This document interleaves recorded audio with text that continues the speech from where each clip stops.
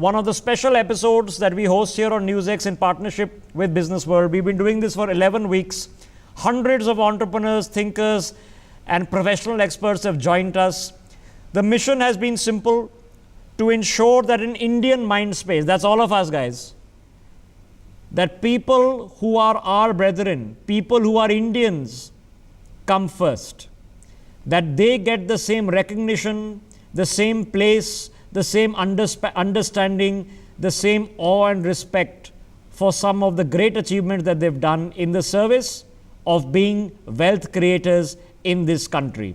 We can't be Atmanirbhar if we don't rely on our own people. We need to stop looking abroad, we need to stop looking at Indians abroad, and we need to start thinking of people who are right here and doing great things. We discuss the economy, we discuss their companies, and we discuss their ideas of what's coming next and who amongst them are going to be the great disruptors. Here's an opportunity to quickly take a chance at once again opening up this panel. Let me introduce everyone from the get-go and welcome them into this telecast. We have with us Mr. Shalabh Upadhyay. He's founder and CEO of NEW, that's the New Emerging World of Journalism.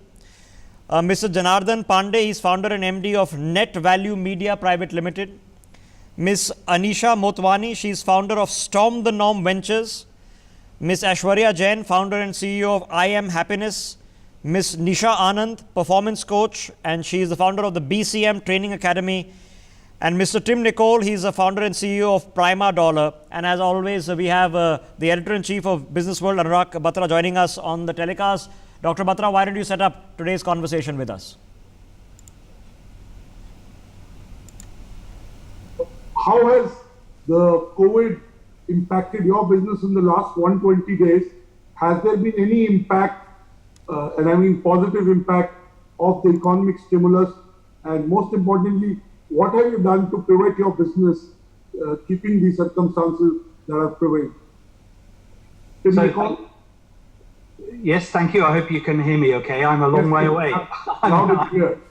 I'm sitting here in the UK. So good afternoon from me, good evening to you. And thank you very much. So your question's a simple one, which is this COVID virus and the pandemic. What's been going on? And we do a very simple thing. So when exporters put their goods on a boat, we give them the cash and we let their buyers pay later. So we're a credit business. You can imagine back in February, March, it was getting very difficult to read credit markets, to understand where we were all going. And so just as the banks have, we proceeded with great care through the last couple of months. And I'm afraid as we sit here today, it's still a very difficult credit market. Unlike the crisis of 2008, that was really a liquidity crisis. This is really a credit crisis. We are significantly affected as a business. We've been very lucky because, and I think skilled, maybe more than just lucky. We've been very careful with the business that we've written. So we have good quality customers, very good businesses in South Asia that we work with on the export side, and international buyers who have been very well behaved through this difficult time. So we are emerging from this first stress period stronger than when we went in. Our business has performed very well. But you know what? There are still turbulent times ahead. And the difference from 2008 is that this is a credit crisis, not a liquidity crisis. So it's a different market. And Kim, when you look ahead, when do you see, of course, it depends on a vaccine, it depends on when the fear goes away. But when do you see the business coming back, the demand coming back in the way it was? When does this credit crisis end? What is the situation on the ground? And there is such a disconnect between what is happening on the stock market and what is actually happening on the street that you can't figure out. So give us a sense of what's happening. Well, goodness me, I can't explain the stock market. I really struggle with that one. Our clients are finding that their economic level of activity they're performing well.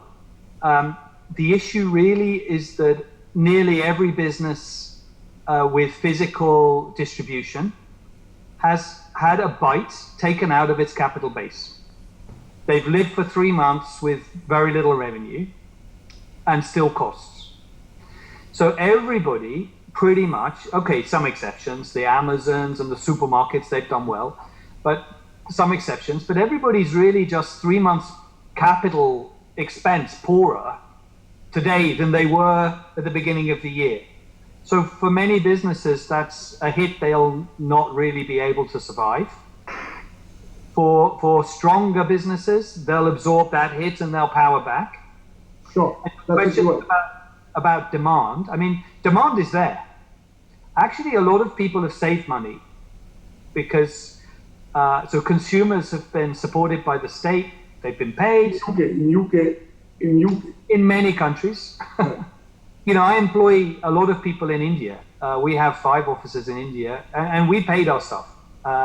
So some of our, you know, we couldn't go to the offices, so we shut the offices. No point having them.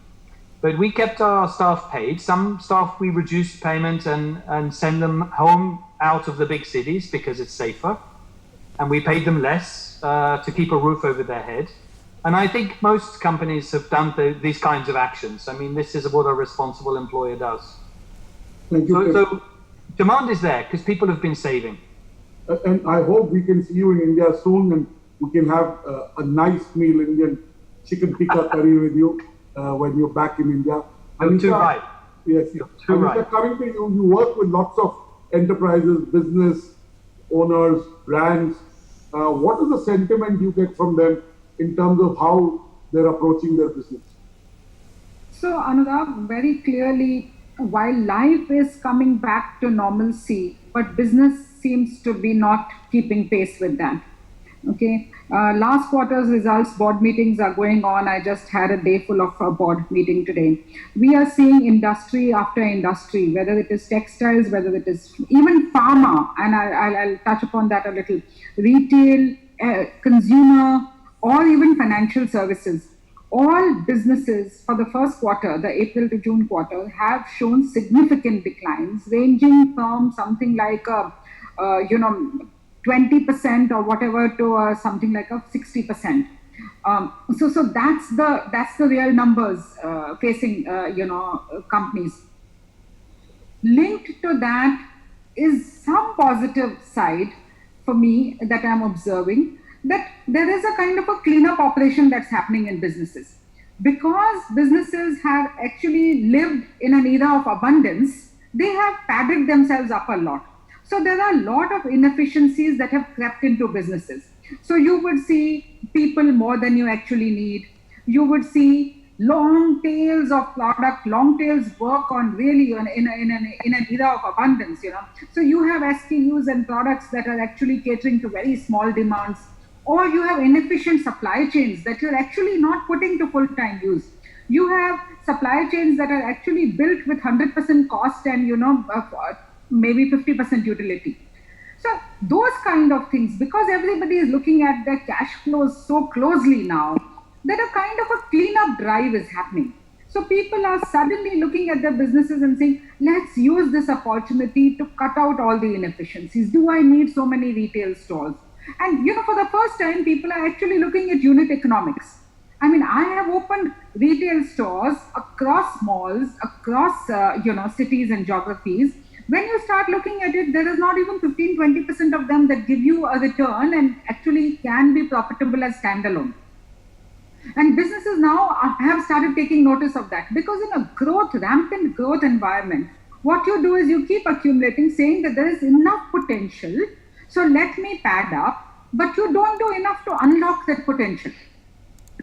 And today it's exactly the reverse. Let me just get more efficient and let every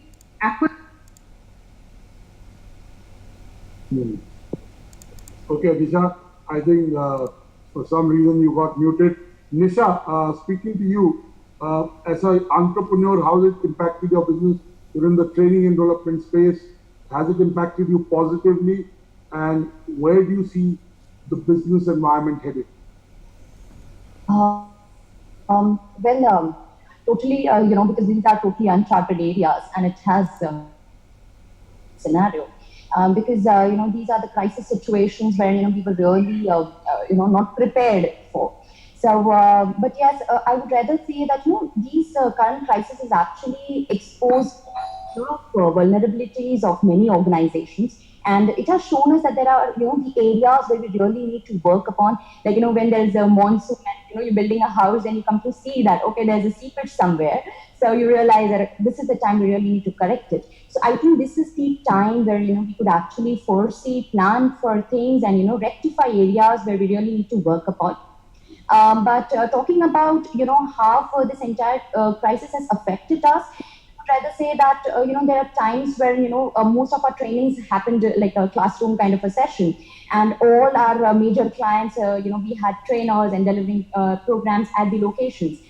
But this is a kind of a transitionary phase for us as well as for them, because they were also not prepared for this kind of a situation where everything would have to go online. So and then we too were not full-fledgedly online. But to look at the positive side, it has given us an opportunity to explore this virtual platform.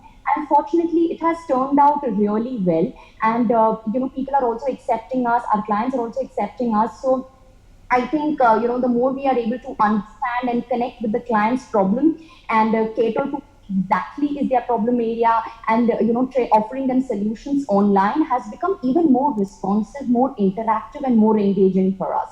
So I think there are all mixed feelings, and we have learned a lot in this entire period. Janardhan Pandey, you run a mid-sized communication agency. You work with brands, businesses, enterprises. What is the sentiment you are seeing with, say, June, July? Is it an improved sentiment? Are brands going off the pause that they had gone on? How do August, September look? Janardhan Pandey? Yeah, hi. Anurag, I'll tell you, leaving the March behind, April, May, and June were really bad. Like, if I try to explain it in the term of aviation, lingo, everything was in hold area, July, there was, opening up. We had a lot of interaction with the brands, the brand custodians and clients, and there were movements. Okay, so I tell you, like, you feel like you are boarding the flight towards recovery, and and then you are in a taxi. So we are in that mode. I don't know when we are going to be on runway and when we are going to take off towards the recovery, not towards the growth. Now, what is worrying point is lot of our brands which are into FMCG categories, they do have a distribution problem. The sales people are not able to go out. So the feedback is that, the localized, approach of putting the restrictions, they are okay because, kind of pandemic that we have to address to. They are playing, they're giving a lot of difficulty to these people, So there has to be some kind of national level, facilitation by the government so that they understand the dynamics of business and they provide the national level solutions so that the movement of goods and services and people for the purpose of business are taken care of. Number two, everybody. The one good thing is that in spite of such a shocking incident, which normally kept everybody under shock for 2 to 3 months, we are slowly coming out of it. I'm talking about the businesses, the stakeholders, and everybody is believing that there can be a recovery. Okay. The problem is that we are not certain. These people, those who are wanting to put the money into the market and to resume the normal, business operations, they are not certain on two things. One is what are going to be the, policies of opening up, in a 2 to 3 months time. And second is whether we will have, the kind of medical infrastructure in place, before the festivals begin. For which actually our recovery depends on, we have, Ganpati and Onam, which normally starts the economy. They are, washed out. Now our entire hope is on the Dasara and Diwali, and then from where it takes on. Now nobody knows how we are going to, tackle those things. Uncertainty is there, and hence the planning is also not happening. Forget the execution. Absolutely, so people are not able to plan. That lack of certainty is kind of putting, like a spanner in the works, so to say. Correct. We'll come back to you, JP, and you rightly said Yeah. festivals are the engine of the consumer economy that India is.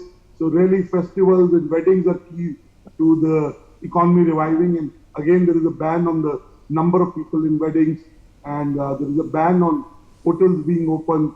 So hopefully these things can change soon enough. But it will depend on whether we get a vaccine soon. Today, Russia has announced a vaccine. Yeah. And maybe there will be other countries that will follow Russia and announce a vaccine. Coming to you, Aishwarya. Aishwarya, the last 4 months have brought mental well-being into focus. The well-being of employees, the well-being of leaders, and the well-being of the organization has come into the play. Mental well-being has got its rightful center stage. Tell us, as a young entrepreneur, first of all, how's been your business? And second, do you think the current focus on well-being will sustain post-COVID? Aishwarya Jain? Yes, so hi everyone, good evening, and I hope you all are safe and families all safe. So absolutely, like as being a young entrepreneur, for me, COVID has been a bliss because I run a think tank which is catering to mental well-being and happiness index of India. So we are running a happiness helpline where we have catered to more than 2 lakh plus people on the mental spectrum. So I've been seeing the graph of 78% rise in just 3 months, which I really didn't see before that COVID time. So I see a massive business growth in terms of economy as well, in terms of built up as well, in terms of even the local to vocal thing. The way yoga is being perceived outside India, the way meditation is perceived outside India. The highest funded startups in India and across Silicon Valley has been around mental well-being and wellness sector. So I think the sector I'm in has been a bliss to me by God's grace. I know it's a bad thing to say, but it has internally proven to be positive. Also beautifully quoted by, this Bauer, he says, productive power is a foundation of country's economic growth. So absolutely, the 3 months, the country has not really been productive. And so we can't really press on a lot of things on, the economy is bad. People have been doing their jobs. People are really working hard. They're trying their best. So even the government, I would say, all the public policies, because we are strongly, as a think tank, we are strongly working with the government for the public policies for the well-being of people. And I see them running 24/7. So I really want to accommodate even you guys, the way you are inculcating mental well-being among people. So I think it's an asset to us. I want to give a positive outlook to it. So that's why. There's a massive increase in business opportunities as well in terms of well-being and fitness. The corporate index, like the entire gamut of workplace wellness, the entire gamut of yoga and meditation across the globe, because international trading would be a major economic growth, important reason. Then comes the entire spectrum of khadi and well-being. Then comes the entire well-being of Ayurveda, herbs. The Ministry of Ayush is working so strongly towards that. And definitely the last one would be the entire equipment and the merchandising sector, yoga mats and yoga attires, everything around that. That's another big center to look at. Also, AI is playing an integral role when it comes to mental health. So I think the opportunity is $19.5 billion only in India, but is increasing immensely.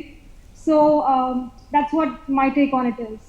Okay, so Alisha, I couldn't complete my conversation with you, so I want to ask you, having worked for large corporates for many, many years in leadership roles and now being an entrepreneur, tell us, I want some real slices of, conversations you had with CEOs, promoters. What are they telling you about the future of economy, future of their business, beyond their balance sheet?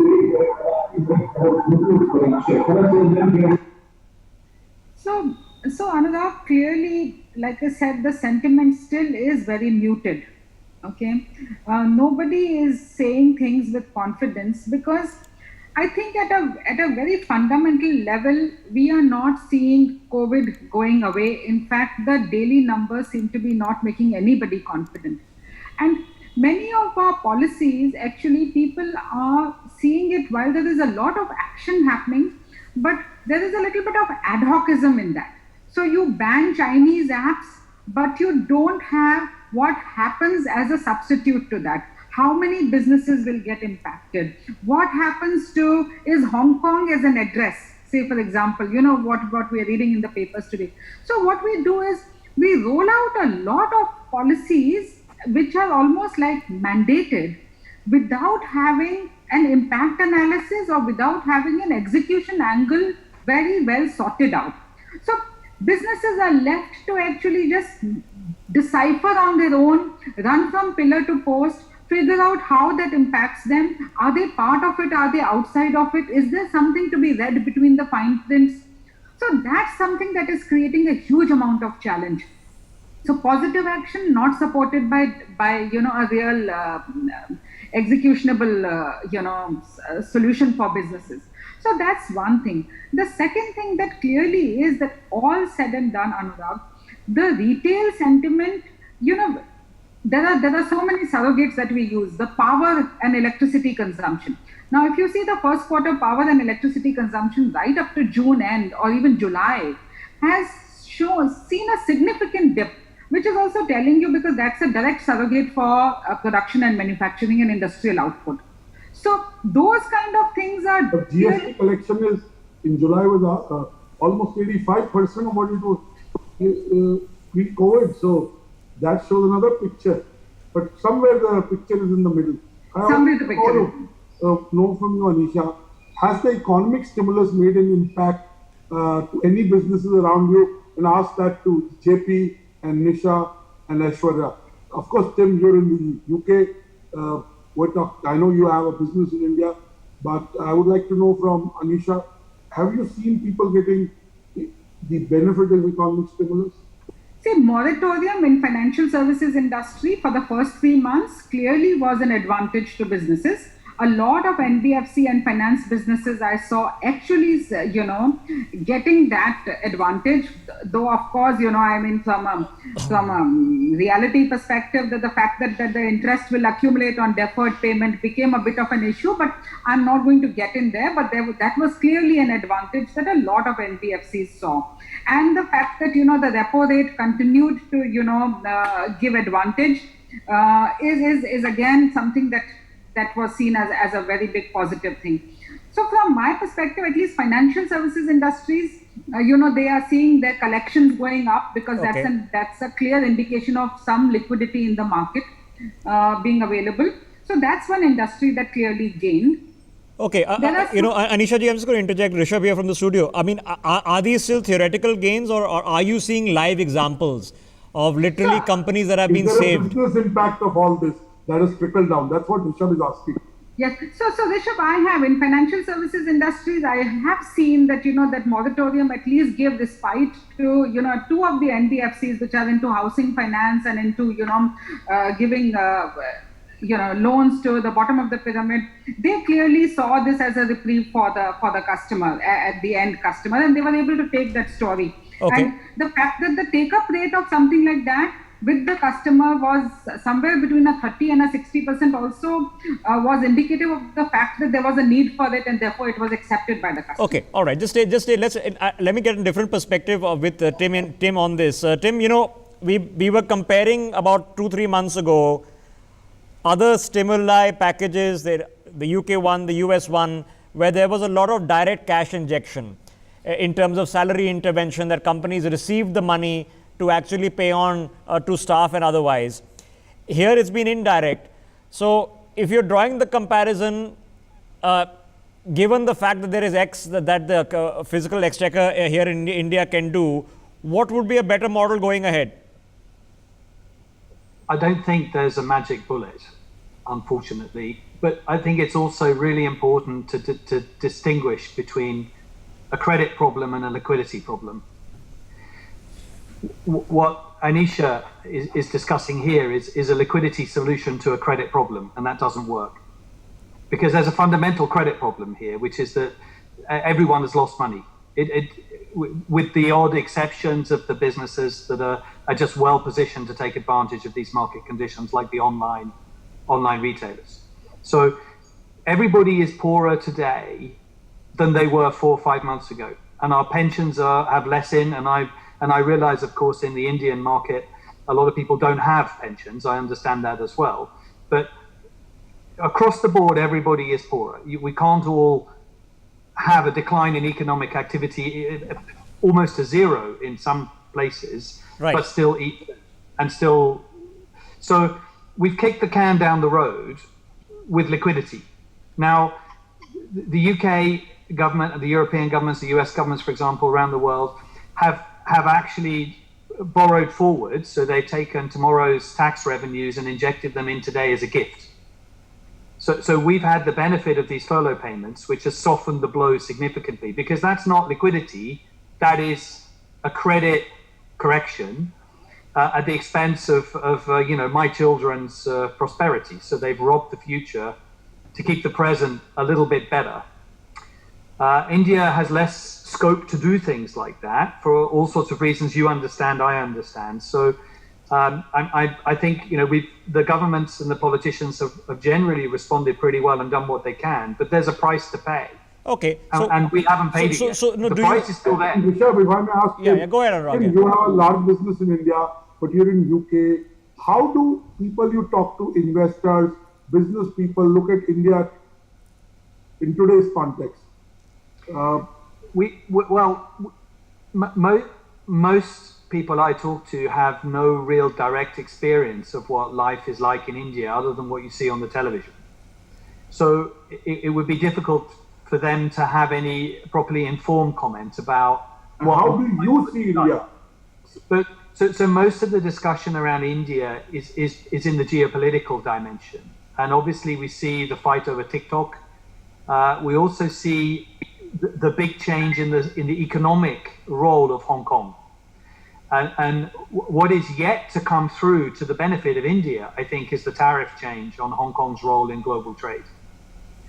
And the shift in geopolitical power from China to India, I think, is well on the way, and is something which I'm delighted for India to take advantage of. Okay, so when you heard, Tim, about the labor reforms, about the other reforms, sectoral reforms that are taking place along with this, they're not all individual game changers, but they do build up to something.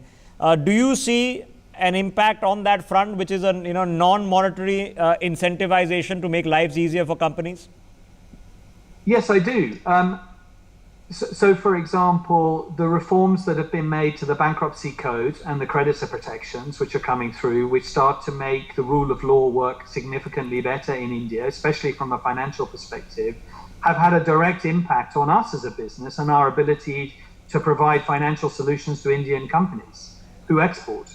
And Indian companies who import. So the steps that are being made to move the market to a proper, transparent and efficient model are really important and have direct and very quick wins. Okay, so it's a little bit of frustration less, but at what point of time, Janardhan Pandey, does the part come that, okay, life has become a little bit easier in terms of regulation, but it doesn't make up for the fact that fundamentally all businesses have suffered a setback. I wouldn't say a loss per se, but have suffered a setback, and is going to take something much more on a regulatory framework that without financial investment being made, a 91-like scenario opens up the economy and then it barrels through. Hi. Hello. Yes, Mr. Pandey, go ahead. Okay, some audio problem. So where we have to understand one thing, that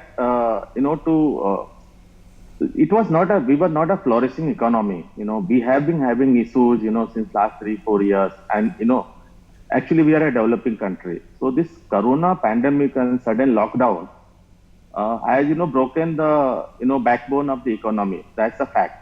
Now we have seen the bottom, and we have to revive and get into the normal track and then look at the growth. Now we have used this regulatory issues, which starts from the local administration, goes to the state level, and then at the national level. Now for anybody to drive on the growth path, you need a pothole free roads and the proper lightings and proper infrastructure and rule of law. So unless and until we mentally want to open up and facilitate people to do the business, if we try to control the economy and control the people that they should go 90 days. Yeah, no, that's the theory. I'm trying to figure out the 60 practice. The theory is sound. I'm trying to figure out whether it's translating into practice. So why don't we get Nisha into this? So Nisha, help us understand when you are, building a revenue model under a, sort of an entity, a unitary entity, okay, which is you, right, in a brand entity. At what point of time does the scaling become so frustrating that you get held back rather than given a free rein? Yeah, so definitely that's an interesting question. You see that when we are talking about certain areas, when, say, for instance, I'm talking about preparation, all right? So if I already know, the kind of crisis situation that are to come, I would definitely prepare myself well in advance, and the same goes for our clients as well. But when you're talking about, being unprepared because it's a total uncharted area for all of us,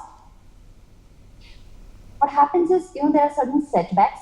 And the major areas of concerns when we are unable to grow is that the clients, first of all, the entire supply chain has totally out of picture right now. There is no demand, and there are a lot of manufacturing organizations who are not working full-fledgedly. So a lot of their businesses is affected. So at that point of time, when we have been having like a long-term association and they are also having full-on trust with us, they want to take up our services, but then okay. So how does your model work? I mean, just for viewers watching who might not be familiar. So this is B2B. You're partnering with other companies that are sending you employees for development training, leadership training, stuff like that.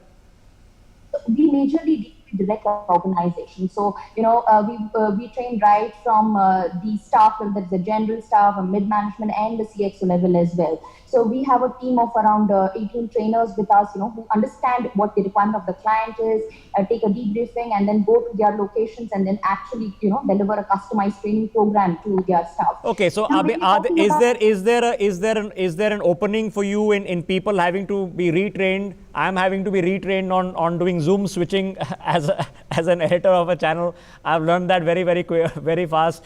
So I'm pretty sure, Anisha ji, I think I'm the one who put you on mute by mistake. That's probably me. So I need to go for retraining. Another course has to be held by my team on this. But is there an opportunity there, or listen, there's no money for all of this? We have to worry about core activities. Rishabh, you just said it. See, there is no sorry, but that is exactly, the need is very high.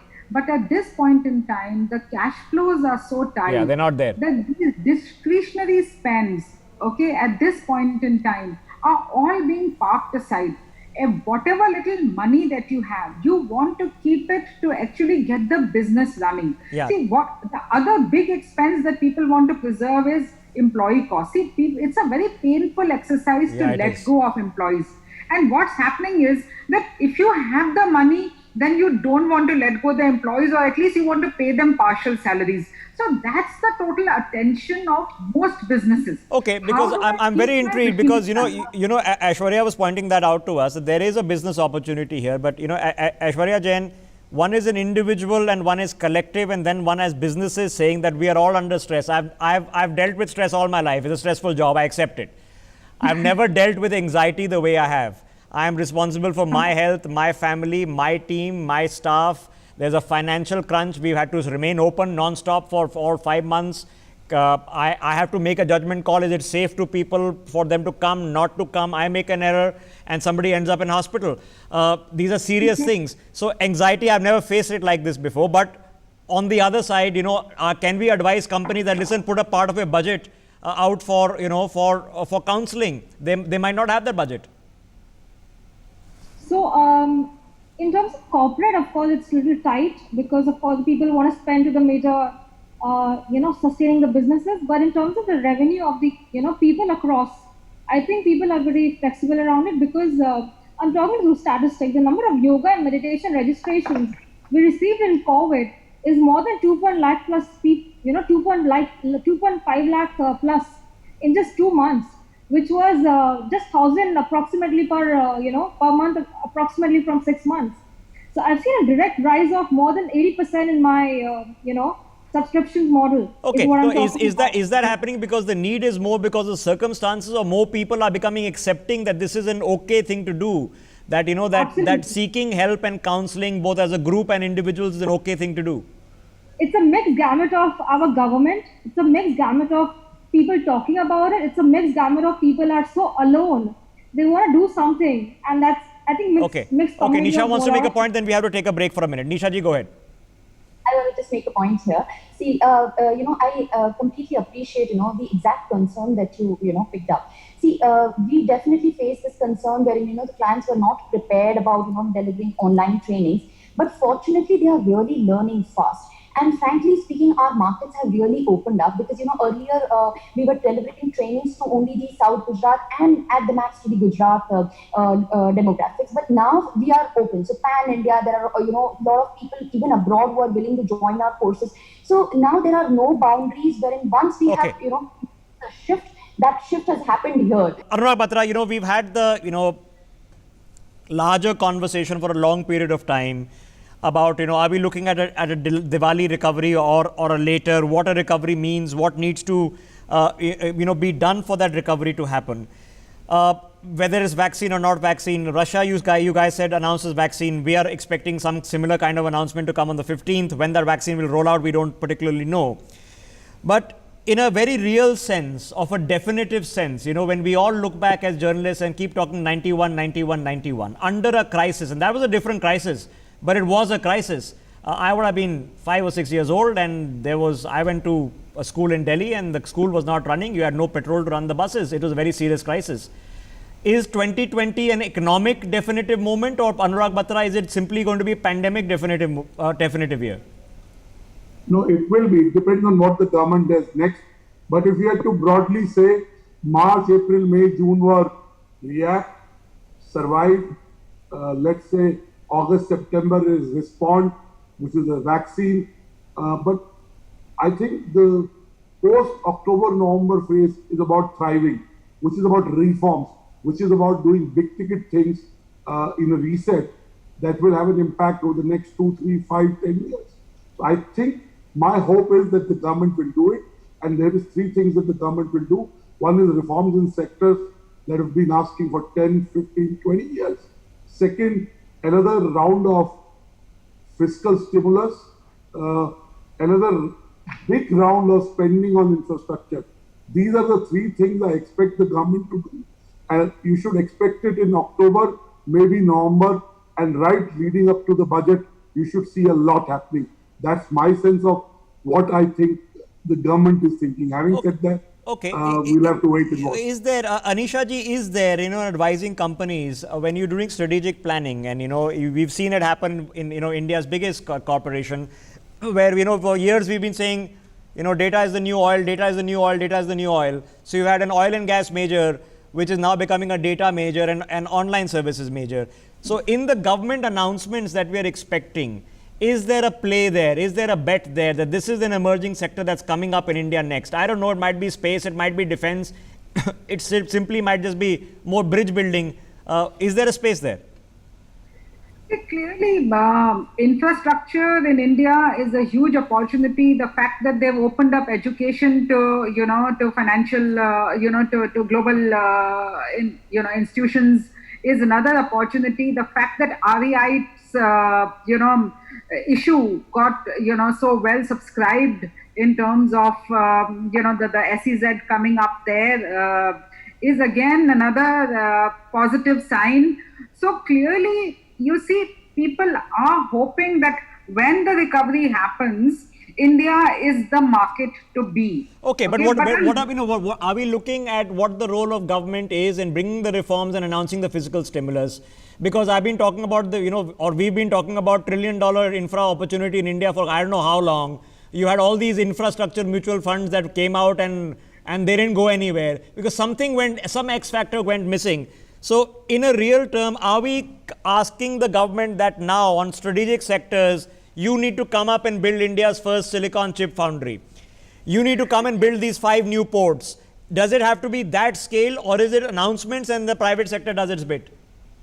See, clearly Jio, because it is private sector and because it is, the one that is actually leading a lot of these investments, clearly there is a mix of a private and a public, in many ways, a play happening there. Okay. And they seem to be giving an idea to the rest of the country that it is possible to get money into India, and what kind of scale of money are we talking about?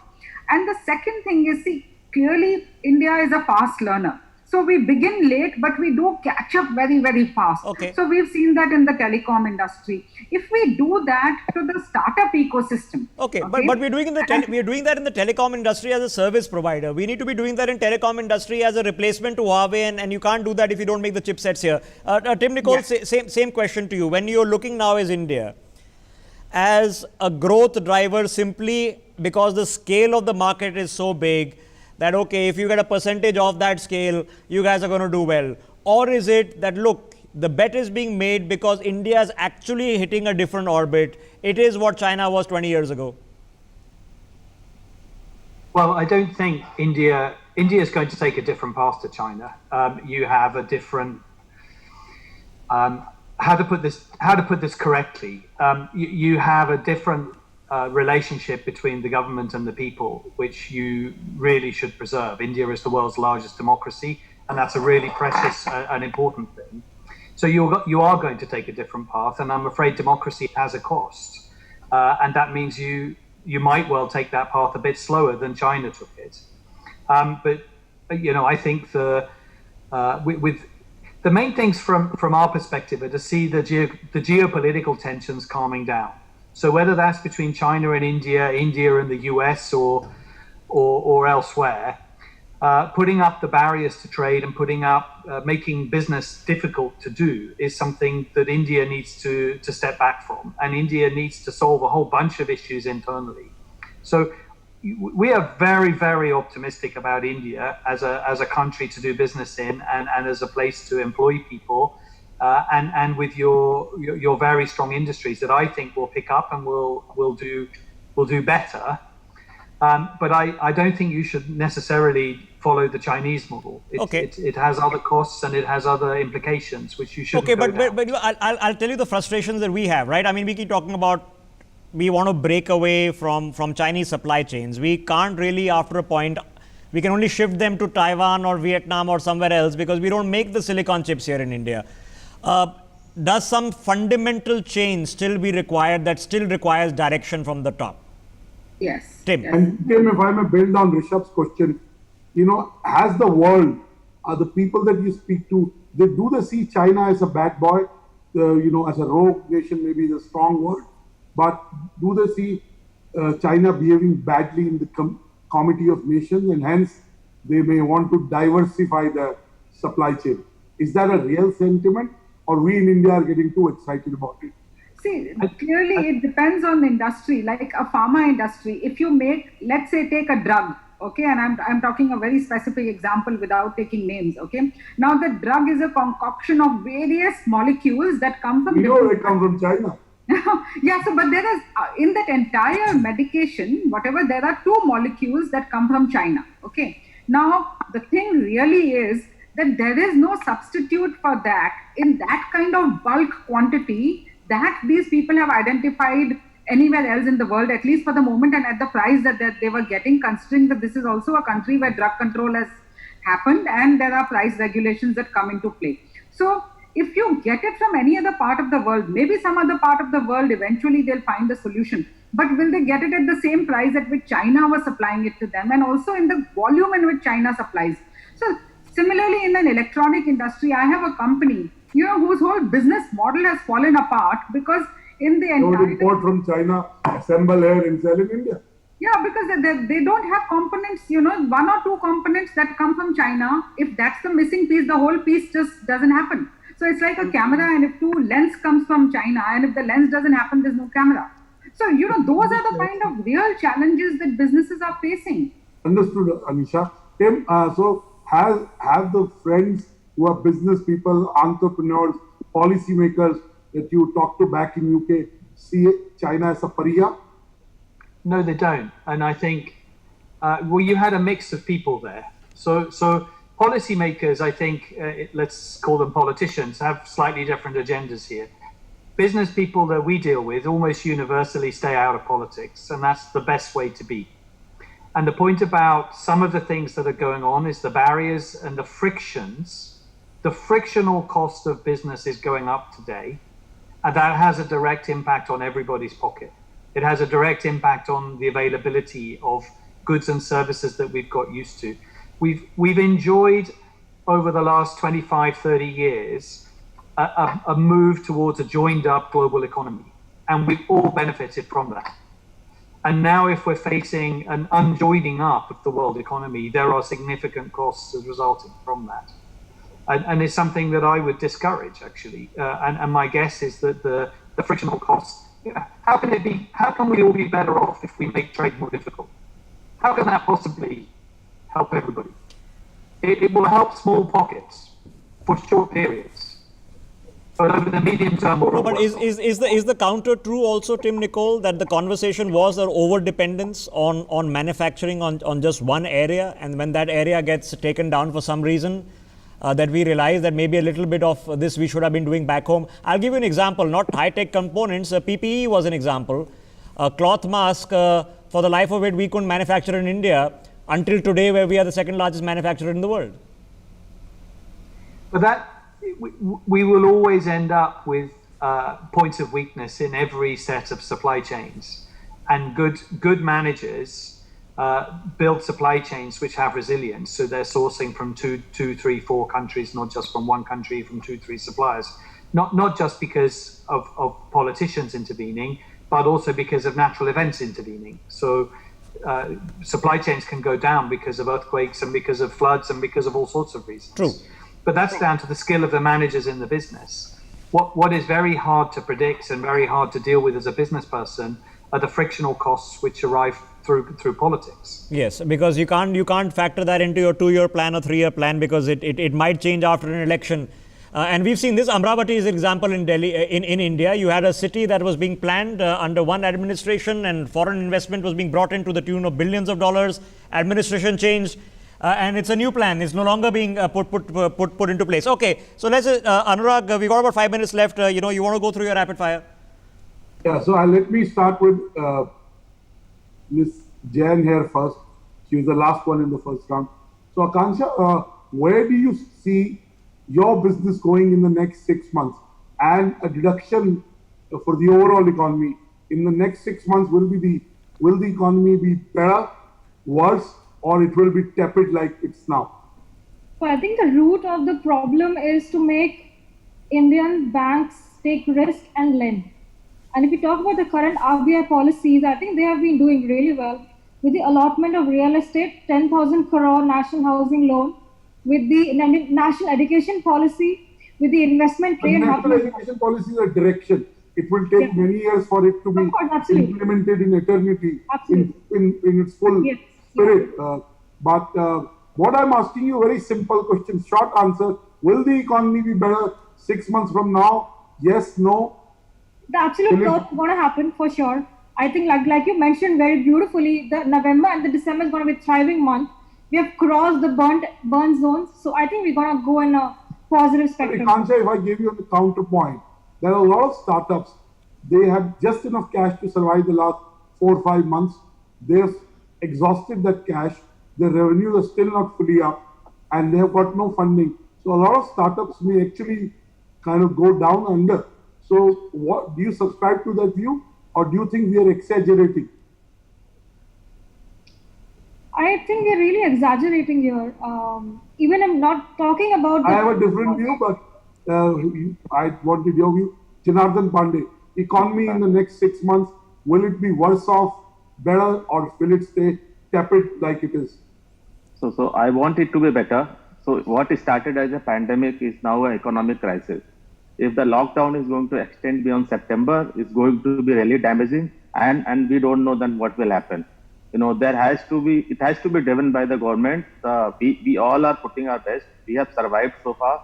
The moratorium and emergency credit has given a lot of morale boosting, but everything is getting over. Beyond September, the businesses will not survive. They will not be able to hold on to the resources. And I'm not talking about GOs, because GOs cannot run India. It's 135 crore people, we need so many of such entities. We need, the middle sector to survive. So if the lockdown is not ending by September, smoothly, I'm talking about in all the senses, it's going to be very damaging. If I'm going to operate at even 50% till December, regain my 50% revenues, I will be most happy. Okay, I will be most happy. Thank you, Jeffy, for putting it so well. Nisha Anand, your view.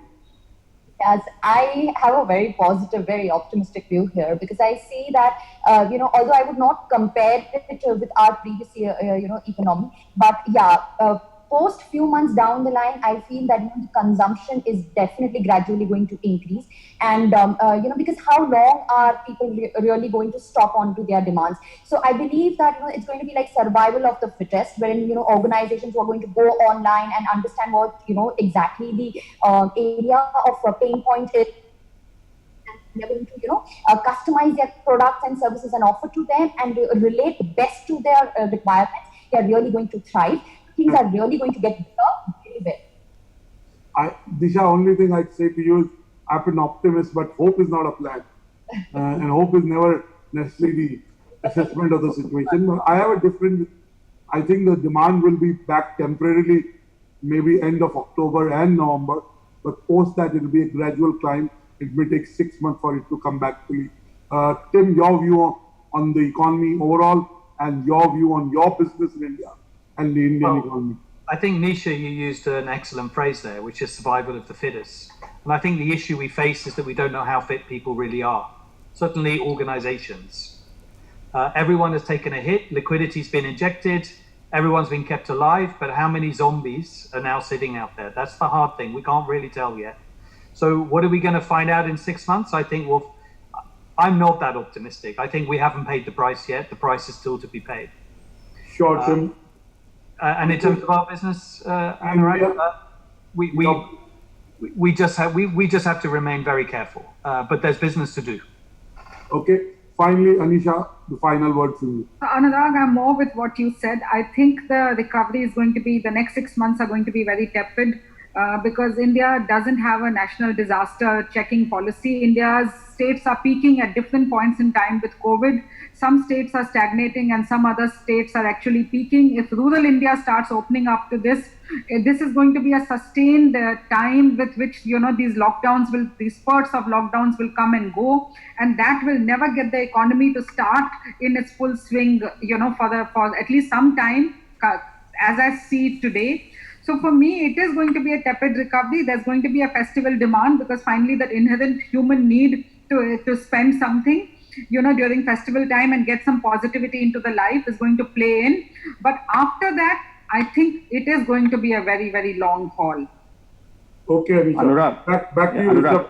Okay. Yes, Jeff, go ahead. I wanted to make a point. When we say survival of the fittest, for business competitiveness, it is good. But in an economy, when the world is a family and in a country, the weaker needs to survive. Don't worry, we will be the fittest. Go like this. Yeah. Certainly, we will be the fittest. And Rishabh, we do a lot of yoga. There was an article in the New York Times 4 months back, written by a staffer. It was called Patchwork Pandemic.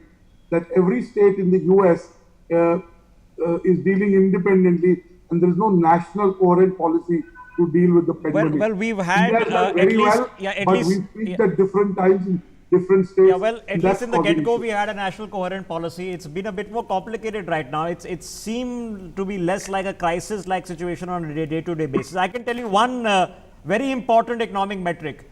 Traffic in Delhi is definitely back to 90%. So that's a sign for me every morning. I was working throughout the lockdown to see empty roads. That's not the case anymore. We end this conversation there. My thanks to all of you. For more such videos, subscribe to the NEWSX YouTube channel, hit the bell icon.